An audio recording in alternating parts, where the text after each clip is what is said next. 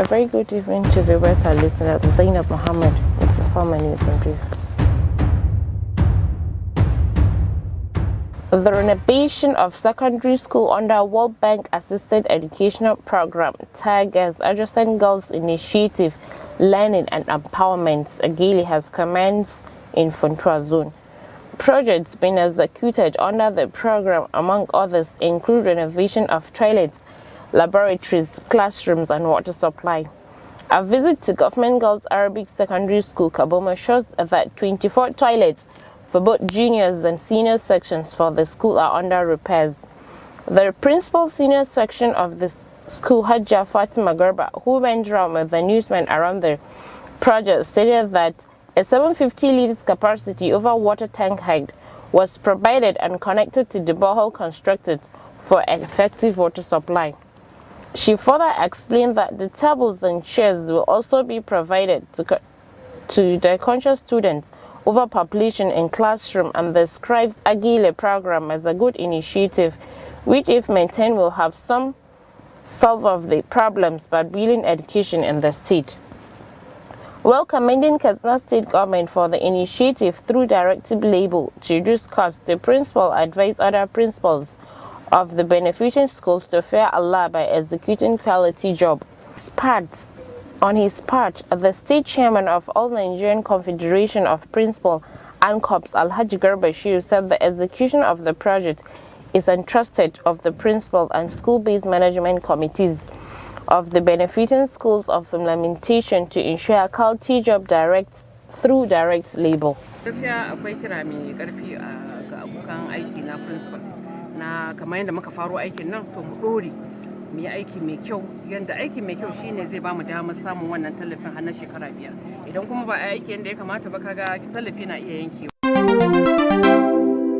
Nigerian First Lady Aisha Buhari has pledged to support and promote breastfeeding among women to regulate education and sanitation, urging fathers to also encourage the process.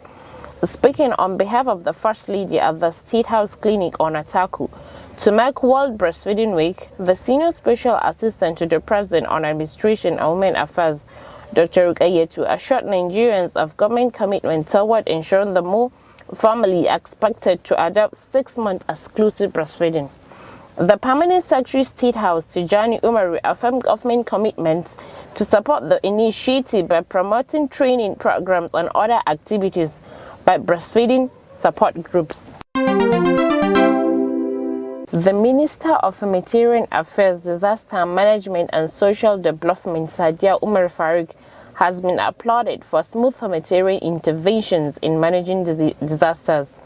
The latest rating, as reported, is coming from the Conference of Civil Societies of Nigeria. Nigeria is faced with multiple humanitarian crises arising from insurgency and global food shortages due to Russian and Ukraine war.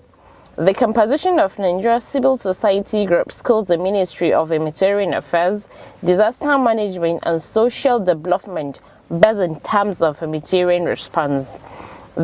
The conference observed that the ministry interventions like the Government Economic Enterprises Program (GEP), conditional cash transfer, and the National Home Growth Feeding Program are providing relief to millions of beneficiaries across the nation. Supply routes in most parts are interrupted by terrorists and bandits who pose high risk to humanitarian staffs and materials. We call on the public, Nigerians, the civil society, citizens, the international community, the United Nations, bilateral and multilateral partners to support the humanitarian response in Nigeria.